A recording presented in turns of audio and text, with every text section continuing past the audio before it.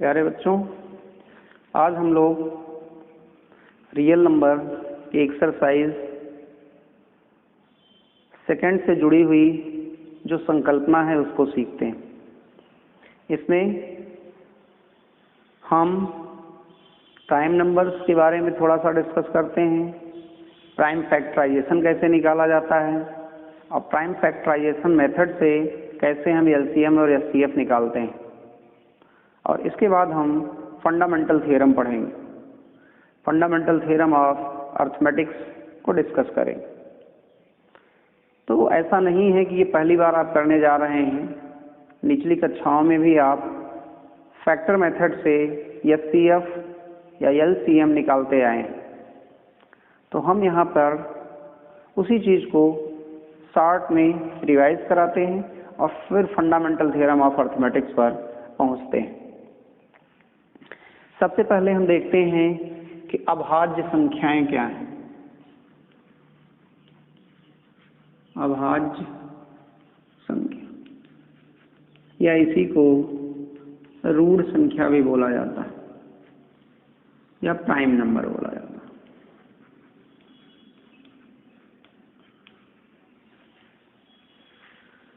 जब तक आप एचसीएफ से परिचित नहीं होते हैं तब तक इन संख्याओं की डेफिनेशन इस ढंग से दी जाती है कि वे संख्याएं जो या तो स्वयं से कटें या फिर केवल एक से कटें, अन्य किसी से ये न कटें, पूर्णतः विभाजित ना हो, ऐसी संख्याओं को हम प्राइम नंबर्स कहते हैं। जैसे 2 है, 3 है, 5 है, 7 है, 11 है एंड सो ऑन। अनंत संख्याएं हैं ऐसे। इन संख्याओं को हम रूढ़ संख्याएं या अभाज्य संख्या कहते हैं या फिर प्राइम नंबर कहते हैं। नेक्स्ट आपका आता है संख्याओं के प्रकार में कंपोजिट नंबर। कंपोजिट सम्मिश्र संख्या या मिश्र संख्या भी उनको कहते हैं। कंपोजिट नंबर या मिश्र संख्या।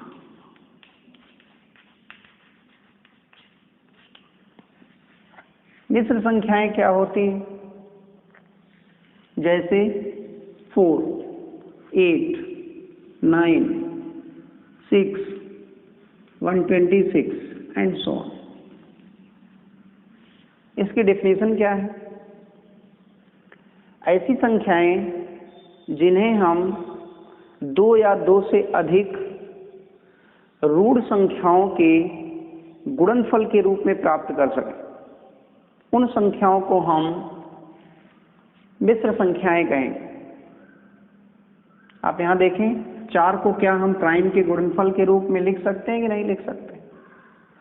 2 या 2 से अधिक अभाज्य संख्याओं के गुणनफल के रूप में हम इनको प्राप्त कर सकते हैं कि नहीं कर सकते? यदि कर पाएंगे तो ये मिश्र संख्याएं हो जाएंगी। तो 4 क्या है? इसको हम 2 × 2 लिख करके प्राप्त कर सकते हैं 4। 8 है, इसको हम 2 × 2 करके प्राप्त कर सकते हैं, 8 आ जाएगा।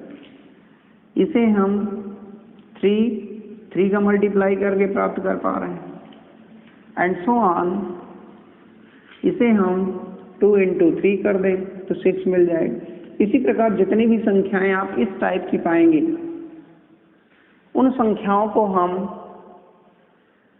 प्राइम के मल्टीपल के रूप में लिख सकते हैं।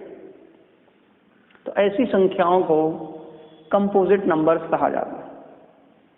और यह जो लिखा गया है यहाँ पे, यही कहलाता है prime factorisation of composite number. ये प्राइम फैक्टर हैं कंपोजिट नंबर के।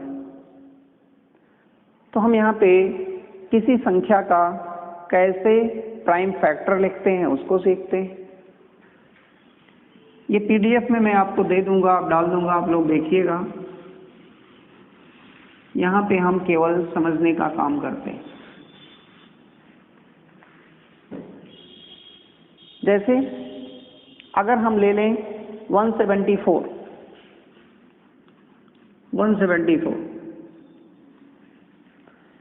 इसे चेक करना है कि ये कंपोजिट होगा या प्राइम होगा। तो हम ये देखते हैं कि क्या किसी प्राइम से ये कट जा रही है, पूर्णतः विभाजित हो जा रही है। तो निश्चित तौर पे हमको दिख रहा है, अगर हम इसको डिवाइड करना चाहें 2, 8 and 7,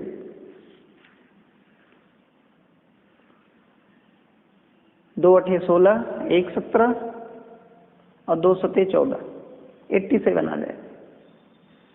इसको यदि हम पुनः डिवाइड करना चाहें तो क्या किसी से कट रहा है?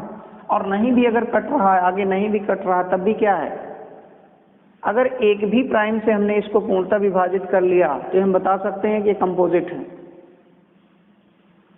यदि हम इसका प्राइम फैक्टर लिखना चाह रहे हैं तो कैसे प्राइम फैक्टर लिखा जाएगा, वो भाग विधि से कैसे निकाला जाता है, वो चीज यहाँ पे ऑपरेशन हम कर रहे हैं।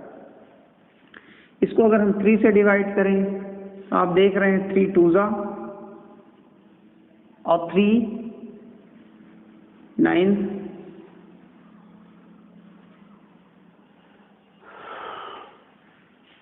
29 क्या है?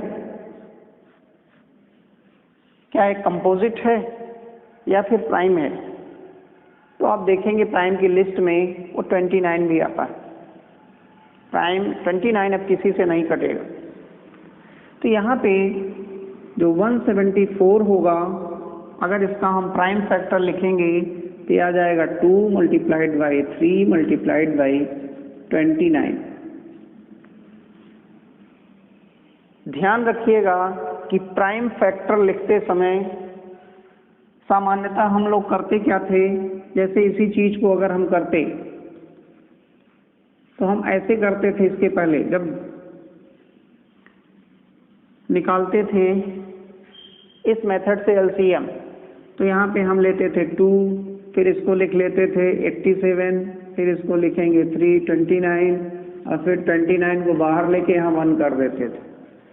और जब मल्टीप्लिकेशन लिखते थे तो उसमें क्या कर देते थे, 2 3 29 × 1। 1 प्राइम नंबर नहीं है, ध्यान रखिएगा। 1 is not a prime number, ना तो प्राइम है और ना ही कंपोजिट है, दोनों नहीं है। तो इस ढंग से एक के बारे में विशेषता है कि एक ना तो प्राइम है और ना ही composite number, prime number and not a composite number. ना तो ये मिश्र संख्या है और ना ही ऋण संख्या है।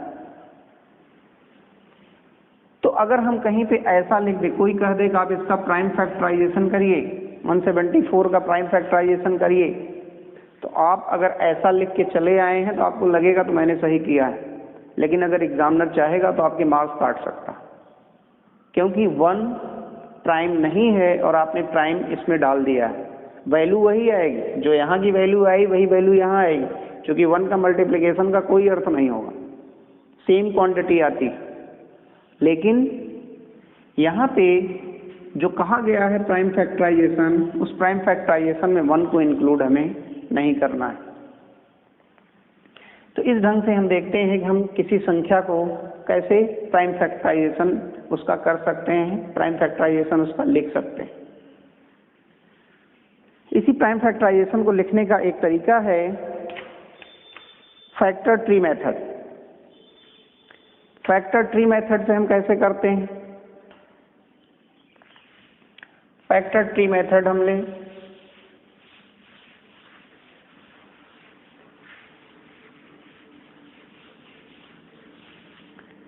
जैसे हमने लिखा 25 20 का फैक्टराइजेशन आपको करना है, prime factorisation. Right prime factor of 25 20। अगर इसका प्राइम फैक्टर्स लिखने हैं आपको तो फैक्टर ट्री मेथड लिखने का जो तरीका है मैं बता रहा हूं, बाई फैक्टर ट्री मेथड।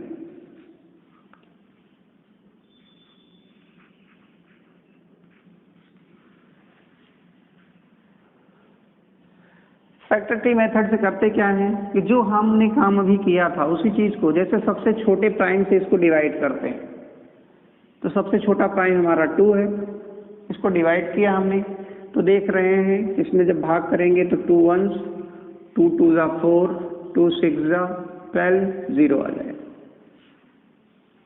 अब इसको जैसा था ऐसा ही रख लीजिए। इसको फिर अगर सबसे छोटे से डिवाइड करिए, तब तक इसको सबसे छोटे से ही डिवाइड करते रहेंगे जब तक कि उस सबसे छोटे वाले से डिवाइड होना बंद ना हो जाए।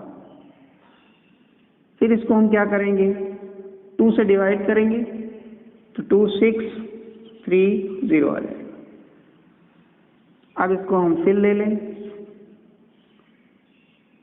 इसको पुनः हम 2 से डिवाइड करें तो कहाँ जाएगा ये, 2 3 2 1s एंड 2 5 315 हो गया। इसको हम क्या अब 2 से डिवाइड कर पाएंगे? 2 की डिविजिबिलिटी के लिए आप जानते हैं लास्ट में कोई सम नंबर आना चाहिए या फिर 0 आना चाहिए, तभी जा करके 2 से डिवाइड होगा। इसका मतलब यदि 2 से डिवाइड नहीं होगा तो हम इसको अब 3 से ट्राई करें, क्या 3 से डिवाइड होगा? तो निश्चित तौर पे 3 से डिवाइड दिख रहा है, 105 आ जाएगा। अब इसको देखें क्या यह फिर 3 से डिवाइड होगा? तो अगेन यह दिख रहा है 3 3 9 एंड 3 5 नेक्स्ट अगेन क्या यह 3 से डिवाइड होगा? तो 3 से डिवाइड नहीं होगा। 3 से डिविजिबिलिटी के लिए होना जरूरी है कि उस संख्या में जितने भी नंबर्स आए हों, डिजिट्स आई हों, डिजिट्स का सम कर लीजिए। अगर वह 3 से डिविजिबल होगा तब जा करके 3 से डिवाइड होगा। तो यहाँ पे 5 3 8 हो जा रहा है, क्योंकि 8 3 से डिविजिबल नहीं है, इसलिए यह संख्या निश्चित तौर पे 8 से डिविजिबल नहीं होगी। अब यहाँ पे हम लिखेंगे 5 से अब डिवाइड करें तो निश्चित तौर पे 5 से 7 आ गया। अब 7 क्या है, ए भी प्राइम आ गया और 5 जो है ए भी प्राइम आ गया। तो हमने इस नंबर को इस ढंग से प्राइम फैक्टराइजेशन इसका किया। अब इसके फैक्टर्स में आएंगे कौन कौन, अगर इसको लिखना चाहें तो 50 20 इज इक्वल टू 2 2 2 3 3 5 7। इस ढंग से हम यहाँ पे करेंगे 2 2 2 3 3 5 एंड 6। इसी को अगर हम पावर के फॉर्म में लिखना चाहें तो ऐसे भी लिख सकते हैं, क्योंकि 2 3 बार आया है तो 2 to the power 3 multiplied by 3 2 बार आया है 3 to the power 2 multiplied by 5 multiplied by 7। यह जो आया यही है प्राइम फैक्टर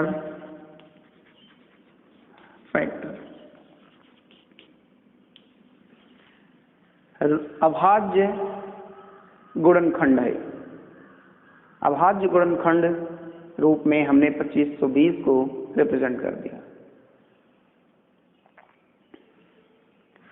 तो ये फैक्टर ट्री मेथड है। फैक्टर ट्री मेथड कुछ लोग इस ढंग से भी लिखते हैं कि जैसे इसको 2 भागों में बांट दें, छोटे छोटे 2 भागों में बांटें, फिर उसको अलग अलग करें। लेकिन सबसे आसान तरीका फैक्टर ट्री लिखने का यही है कि आप सबसे छोटी क्वांटिटी से इसको डिवाइड करें और हम इस ढंग से कुछ ट्री बना लें। क्योंकि अब इसके 2 भाग कौन से करेंगे वहां पे आपको समस्या आ सकती है कि हम 315 मल्टीप्लाइड बाई 8 करें या हम 105 मल्टीप्लाइड बाई 24 करें, तब जाकर के ऐसा कुछ आएगा। तो वो सोचने में समय लगेगा। इसमें कुछ नहीं, आप 2 से डिवाइड करें, जो आ जाए भागफल उसको लिख लीजिए। फिर इसको अगर 2 से डिवाइड हो रहा तो 2 से डिवाइड करें, फिर भागफल लिख लें।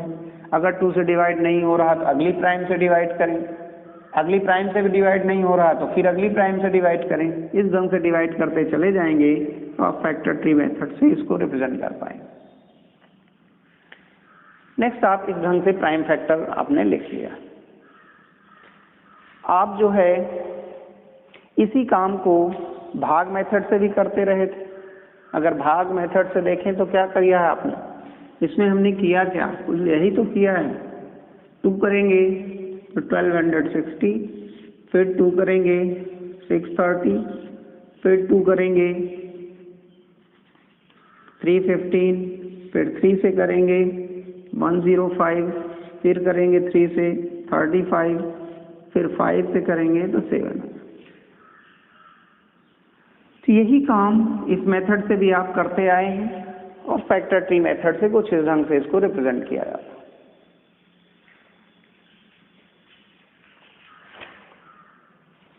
नेक्स्ट, हम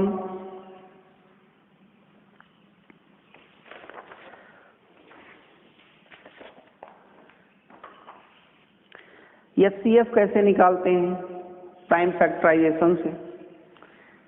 जैसे हम उदाहरण ले लें, find the HCF of 45 and 60। इन दोनों का HCF निकालना। तो किस स्टेप में हम इसको निकालेंगे, आइए हम उसको देखते हैं। सबसे पहले हम इन दोनों संख्याओं का प्राइम फैक्टराइजेशन लिखते हैं। इन दोनों संख्याओं का जब हम प्राइम फैक्टराइजेशन लिखेंगे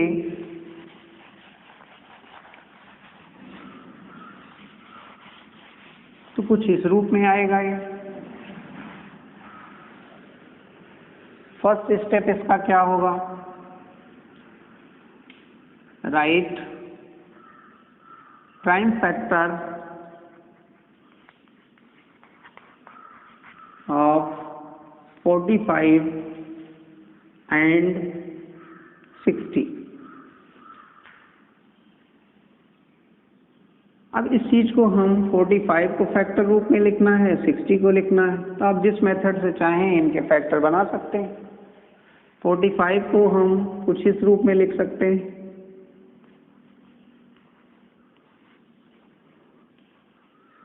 तो that will give you 3 multiplied by 3 multiplied by 5। ऐसे ही 60 को हम लिख सकते हैं, फैक्टर कर सकते हैं।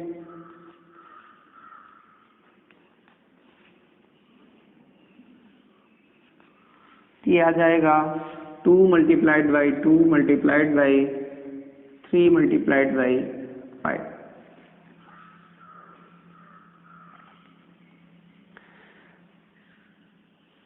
तो इस ढंग से इन दोनों संख्याओं का हमने क्या लिख लिया, प्राइम फैक्टर लिख दिया। अब इसके हम कॉमन फैक्टर लें। कॉमन फैक्टर इसमें कौन कौन से हैं, जो इसमें भी हो और इसमें भी हो। इसमें 2 है, क्या इसमें 2 है, तो निश्चित तौर पे कॉमन फैक्टर 2 नहीं है, क्योंकि 60 में तो है लेकिन इसमें नहीं है, तो 2 नहीं होगा। यह 2 है, यह भी नहीं है, क्योंकि यहां तो है 2 लेकिन यहां नहीं है, निश्चित तौर पे भी नहीं होगा। इसमें यह वाला जो 3 है, 3 यहाँ पे भी कंटेन्ड है और यहाँ पे भी कंटेन्ड है, तो एक कॉमन फैक्टर इसका क्या हो गया, 3 हो गया। तो ये कॉमन फैक्टर निश्चित तौर पे है, तो ये है। 5 कॉमन फैक्टर है कि नहीं है, तो निश्चित तौर पे यहाँ पे भी 5 है, यहाँ पे भी 5 है, तो 5 भी इसका कॉमन फैक्टर हो गया। अब एक बचा है, क्या ये दूसरा 3 यहाँ पे कहीं है, यहाँ पे 2 3 थे लेकिन यहाँ पे एक ही था, तो निश्चित तौर पे कॉमन कौन होगा, एक ही 3 कॉमन होगा। तो इस ढंग से हम केवल एक 3 को यहाँ पे रखेंगे, दूसरे 3 को कॉमन यहाँ पे नहीं रख पाएंगे। तो ये जो वैल्यू आ गई ये कॉमन फैक्टर्स आ गए। अब यहाँ पे हमको निकालना हाईएस्ट कॉमन फैक्टर। जब हाईएस्ट कॉमन फैक्टर निकालना होता है तो जो कॉमन फैक्टर्स आए रहते हैं इन्हीं को हम मल्टीप्लाई कर देते हैं। तो 3 multiplied by 5 that will give you 15। तो इस ढंग से हमारा जो HCF आएगा वो 15 आ जाता है। इसी चीज को हम दूसरे ढंग से करते हैं, आपको ये कंपेयर करने की भी जरूरत नहीं पड़ेगी। हम इस चीज को कुछ ऐसे लिखते हैं, जैसे यहाँ पे हमने लिखा है 2 multiplied by 2 multiplied by 3 multiplied by 5। ऊपर वाला जब हम फैक्टर लिखने लगें तो यह ध्यान दें, अगर 3 है तो नीचे वाले 3 के ऊपर लिखें, इसके ऊपर हम यहाँ 3 लिखेंगे। मल्टीप्लाइड बाई 3 कर दें। यहाँ पे 5 है तो 5 के ऊपर 5 लिखें। अब जो दोनों में कॉमन हो, इसमें भी कॉमन हो, देखिए 5 5 दोनों में कॉमन है, यहाँ पे 3 3 दोनों में कॉमन है, तो इन दोनों को हम एक साथ रख लें तो यह आ जाएगा 3 और यहाँ से आ गया 5। अन्य देखिए अब कॉमन नहीं है, 2 यहाँ है लेकिन 2 यहाँ नहीं है, तो ये कॉमन नहीं हुआ। 2 यहाँ है लेकिन 2 ऊपर नहीं है, ये कॉमन नहीं हुआ। यहाँ का 3 ये कॉमन नहीं है, एक तो है, एक 3 कॉमन है लेकिन दूसरा 3 कॉमन नहीं है। तो जो कॉमन फैक्टर आए वो हमारे आ जाएंगे 3 and 5 और इस ढंग से हम HCF निकाल लेंगे 3 मल्टीप्लाइड बाई 5। तो इस ढंग से हम लिख करके कंपेयर करने की जरूरत भी नहीं पड़ेगी, सीधे जो दोनों में ऊपर नीचे एक साथ एक ही नंबर पढ़ रहे हों वही हमारे क्या हो जाते हैं, कॉमन फैक्टर। इस ढंग से आप कर सकते हैं। तो यहाँ तक तो आप लोअर क्लासेस में सीख चुके हैं। नेक्स्ट आपको जो सीखना है वह है फंडामेंटल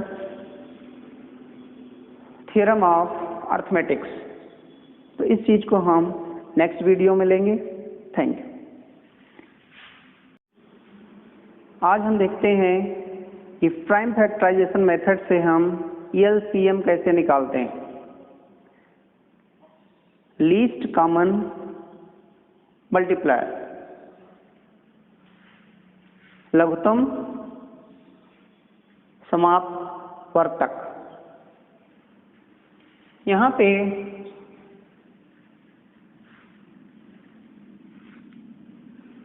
हम पहले जो नंबर्स दिए गए हों उनको प्राइम फैक्टराइजेशन करें इसका। अगर हम इस 45 का प्राइम फैक्टराइजेशन करें तो ये आ जाएगा 3 मल्टीप्लाइड बाई 3 मल्टीप्लाइड बाई 5।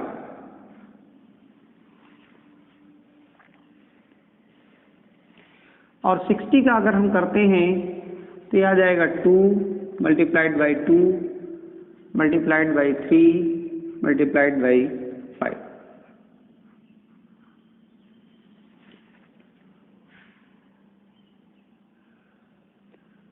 पिछले वीडियो में हमने इसके प्राइम फैक्टर करना सीखा था। अगर हम इसका प्राइम फैक्टराइज करने के बाद हमें ये वैल्यू आ रही है तो हम इसको कैसे इसका LCM लेंगे।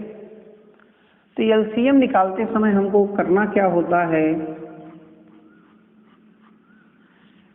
जितने भी यहाँ पे फैक्टर्स हों, जैसे हमने एक 3 को लिखा तो इस 3 को हम मल्टीप्लाई कर दें। यहाँ पे दूसरा 3 है, इसको हमने ले लिया। यहाँ पे क्या है 5, ये पूरा हम लिख लें। अब देखिए क्या 2 इसके पहले लिखा गया है, 2 इसके पहले लिखा गया कि नहीं LCM मल्टीपल के रूप में, अभी नहीं लिखा गया है। तो हम इस 2 को भी इसमें मल्टीप्लाई कर दें। 1 2 तो आ गया, क्या दूसरा 2 इस मल्टीपल में आया? अभी नहीं आया है तो हम इसको क्या करेंगे, 2 से और मल्टीप्लाई कर दें। क्या यह 3 यहाँ पे गुणा के रूप में आ चुका है कि नहीं आ चुका है? तो ऑलरेडी 3 आ चुका है, तो हम इसको नहीं लिखेंगे। 5 गुणा के रूप में आ चुका है कि नहीं आ चुका है? ऑलरेडी आ चुका है, इसलिए हम इसको भी नहीं लिखेंगे। तो अगर हम इसी चीज को मल्टीप्लाई के रूप में लिख लें, मल्टीप्लाई ले लें, मल्टीप्लिकेशन करें इसका, तो जो वैल्यू आएगी वही हमारा एलसीएम होगा। जैसे ये अगर 9 multiplied by 20 that will B 180, यही आपका आंसर। तो LCM of 45 and 60 will be equal to 180। एक और एग्जांपल हम लेते हैं। सपोज कीजिए हमें एलसीएम ऑफ 16, 30 and 45 का निकालना है। एलसीएम ऑफ इनका निकालना है, तो हम इसका प्राइम फैक्टर लिखें। जब प्राइम फैक्टर 16 का लिखेंगे तो क्या आएगा, आप करके देखिएगा भागविद से प्राइम फैक्टर लिख के, 2 multiplied by 2 multiplied by 2 multiplied by 2, 2 दूनी 4 दूनी 8 दूनी 16। नेक्स्ट आपका अगर हम 30 ले लें, 30 को हम प्राइम फैक्टराइज करें, इसका प्राइम फैक्टर लिखें तो आ जाएगा 2 मल्टीप्लाइड बाई 3 मल्टीप्लाइड बाई 5, 2 3 6 5 30। ऐसे ही अगर हम 45 का लें तो आ जाएगा 3 multiplied by 3 multiplied by 5, 3 Trika 9 5 45। अब जब हम एलसीएम लिखेंगे, एलसीएम ऑफ 16, 30 and 45, इसकी वैल्यू क्या आएगी? तो मैंने बताया कि जो पहला फैक्टर हो उसके जितने भी नंबर हैं सबको लिख लीजिए।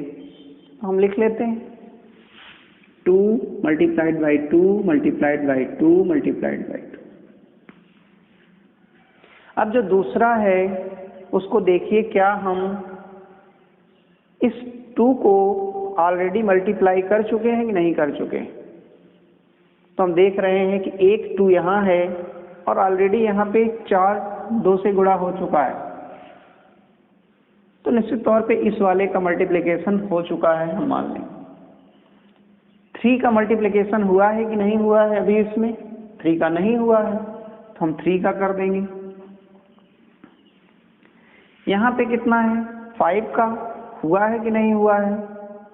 अभी नहीं हुआ है, तो हम इसमें 5 का भी मल्टीप्लिकेशन कर देंगे। नेक्स्ट यहाँ पे अब अगले वाले में आ जाते हैं। इसमें 3 का मल्टीप्लिकेशन था, तो इस वाले 3 का मल्टीप्लिकेशन ऑलरेडी एक बार हो चुका है, लेकिन क्या दोबारा जो 3 आया इसका मल्टीप्लिकेशन हो चुका है? अभी नहीं हुआ है, तो दोबारा वाले को हम फिर मल्टीप्लाई कर देंगे 3 से। यहाँ पे 5 है, 5 का मल्टीप्लिकेशन चूंकि यहाँ पे केवल एक बार 5 आया है और एक बार 5 का मल्टीप्लिकेशन पहले ही हो चुका है, तो अब हमारा जो ऑपरेशन है यहीं पे कंप्लीट हो गया। इसी का अगर हम गुणा कर लें इसको, जो वैल्यू आएगी वही हमारा आंसर होगा। 5 3 जा 15, 16 and 3, 45 multiplied by 16, 0 3 45, 0 2 and 7, that will give you 720। यही आपका होगा LCM ऑफ दिस। तो मेरी समझ से आप प्राइम फैक्टराइजेशन मेथड से कैसे LCM निकालते हैं इस चीज को आप यहाँ पे सीख चुके। अब हम फंडामेंटल थ्योरम ऑफ अर्थमेटिक्स पढ़ते हैं। ये इतना चीजें तो हम अपनी पुरानी कक्षाओं में पढ़ चुके हैं। आप इनका उपयोग कर करके इस एक्सरसाइज में जो LCM दिया हुआ है इसका उपयोग करके निकालिए। सेम ऐसे ही निकालना है, केवल थोड़ा सा सिस्टमेटिक वे में जो आप काम करते आए हैं वही काम किस थ्योरम के तहत करते आए थे वो आपको नहीं पता था, वही यहाँ पे बताने का प्रयास किया जा रहा है। तो जो फंडामेंटल थ्योरम ऑफ अर्थमेटिक्स है वो कहता है कि प्रत्येक भाज्य संख्या अभाज्य संख्याओं के एक अद्वितीय गुणनफल के रूप में प्रदर्शित की जा सकती है। Every composite number can be expressed in the form of unique form of prime multiplication of prime numbers। कोई भी कंपोजिट नंबर होगा उसको हम प्राइम नंबर्स के पदों में यूनिकली रिप्रेजेंट कर पाएंगे। यही फंडामेंटल थ्योरम कहता। तो जरा सा हम देखें कि क्या जो ये कह रहा है वह सही है। तो हम इस चीज को यहां से इरेज करते हैं और देखते हैं। जैसे हमने कहा इस 45 का प्राइम फैक्टर लेना है,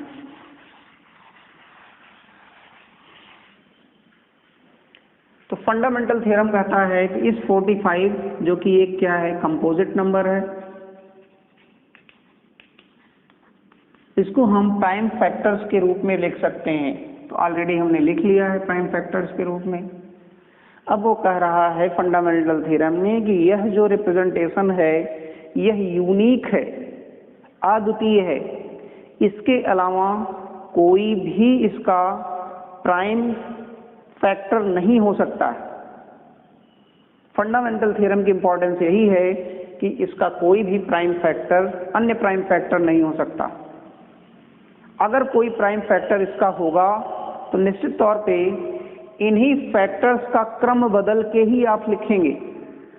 जैसे इसी चीज को हम ऐसे भी लिख सकते थे 3 क्रॉस 5 क्रॉस 3, या इसी को हम लिख सकते थे 5 क्रॉस 3 क्रॉस 3। लेकिन तीनों चीजें क्या हैं, सेम है। फंडामेंटल थ्योरम कहता है कि तीनों चीजें सेम है। क्रम जो है प्राइम नंबर्स का क्रम बदल सकता है, किंतु जो फैक्टर्स होंगे वो यूनिक होंगे, वो अद्वितीय होंगे। तो आप देख रहे हैं कि इसमें भी 3 2 बार आया है, 5 1 बार आया है। इसमें भी 3 2 बार आया है, 5 1 बार आया है। इसमें भी 3 2 बार आया है, 5 1 बार आया है। तो क्रम जरूर बदल गया है, किंतु इसकी जो फैक्टर्स हैं वो फैक्टर्स यूनिक। यही फंडामेंटल थ्योरम कहता है। यहाँ पे अगर हम लिखना चाहें फंडामेंटल थ्योरम को तो हम लिख सकते हैं every composite number can be uniquely represent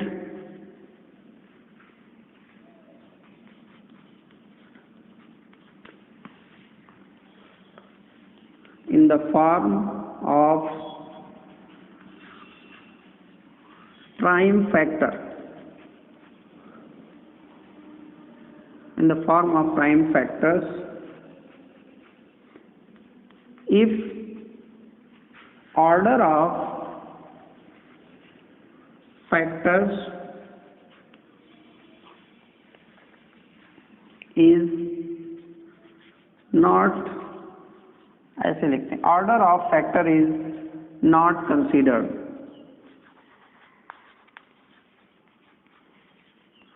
यानी ऑर्डर ऑफ फैक्टर कुछ भी हो सकता है, क्रम इनका कुछ भी हो सकता है, लेकिन जो फैक्टर लिखा जाएगा वो यूनिकली रिप्रेजेंट किया जाएगा।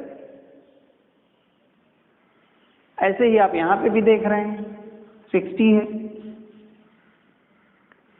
60 को कैसे रिप्रेजेंट किया गया? 2 multiplied by 2 multiplied by 3 multiplied by 5।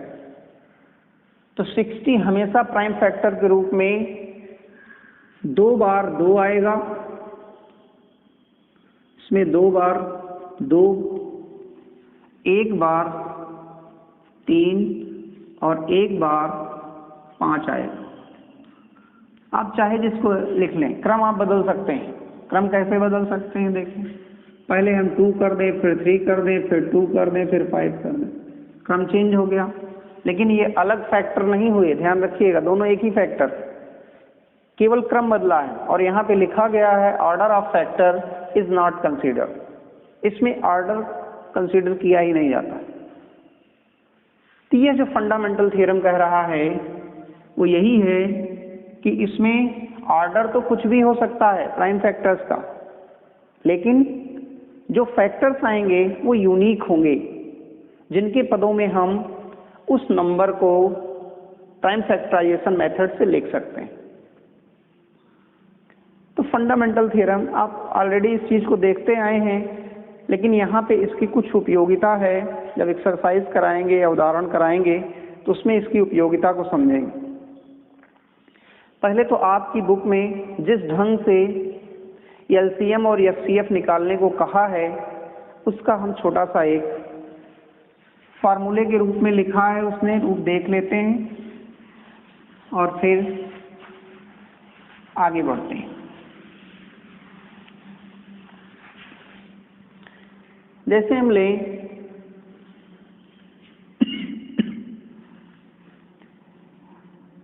LCM of A and B कर लें और HCF of A and B निकालें। LCM of A and B and HCF of A and B. HCF of A and B क्या होता है? Highest common factor या महत्तम, जिसको हम कहते हैं महत्तम, निकालिए इसका। यह संख्याओं ए तथा बी में प्रत्येक उभयनिष्ठ अभाज्य गुणनखंड की सबसे छोटी घात का गुणनफल होता है। संख्याओं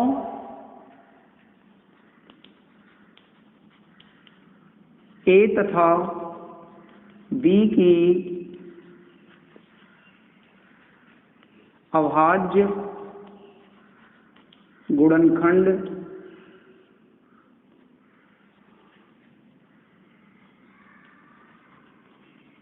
खंड के उभयनिष्ठ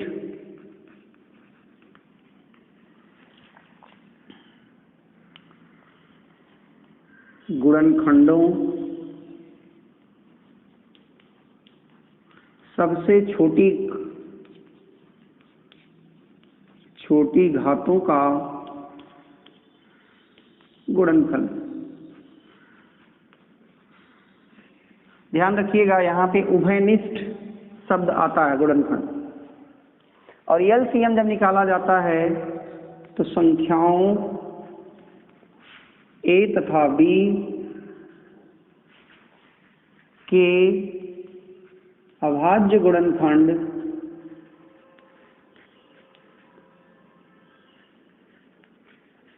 खंड के गुणनखंडों की उच्चतम घातों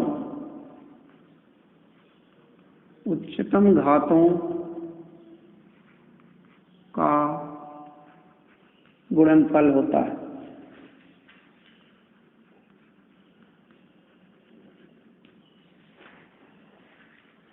इसको जरा सा समझ लें क्या है।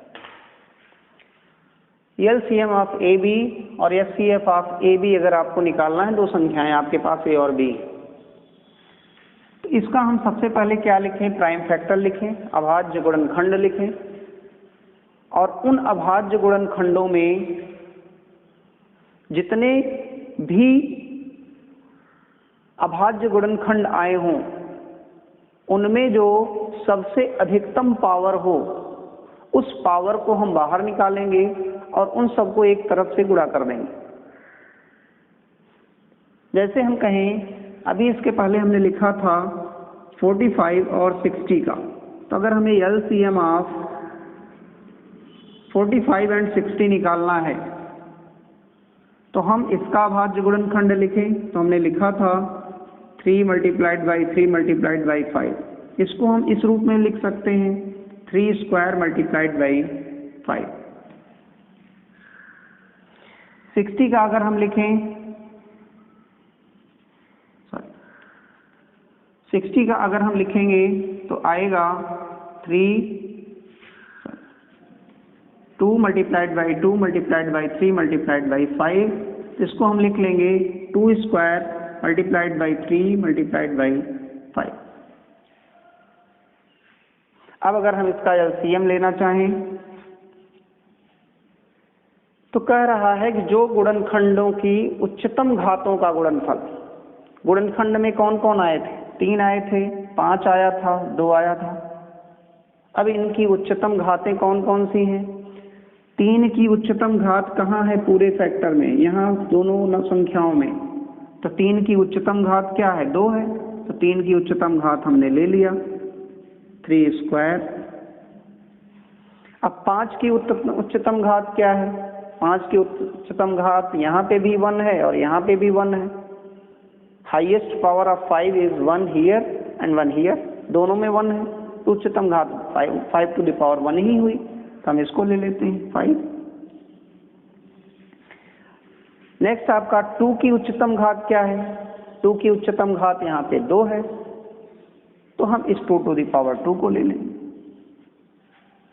और इसके पहले भी तो हमने यही किया था कि 3 multiplied by 3 multiplied by 5 multiplied by 2 multiplied by 2 निकाला था, और ये जो वैल्यू आई थी मेरी समझ से 720 आई थी। तो इस ढंग से हम इसकी वैल्यू कैलकुलेट कर लेते हैं। तो उच्चतम घात का मतलब यही है, इसको आप पावर के फॉर्म में रिप्रेजेंट कर दें और जिसमें सबसे बड़ी घात लगी हो, जितने भी फैक्टर हों सबको आपको लेना है। इसमें से जितने भी फैक्टर थे आपको सबको लेना है। जो एक फैक्टर आपका 3 है तो 3 लेना है, 5 है तो 5 लेना है, 2 है तो 2 लेना है। यही 3 फैक्टर इसमें बन रहे थे, 3 है, 2 है और 5। अब कह रहा है उन फैक्टर्स की उच्चतम घात ले लीजिए। इसमें उच्चतम घात 3 की उच्चतम घात 2 आई है पूरे में, तो हमने 2 लिख लिया। 5 की उच्चतम घात, जब कोई घात नहीं लिखी रहती है इसका मतलब उस पर 1 घात है, तो हम 1 ले लेंगे। 2 पर कितनी है उच्चतम घात है? 2 है उच्चतम यहाँ पे, तो यहाँ 2 कर देंगे।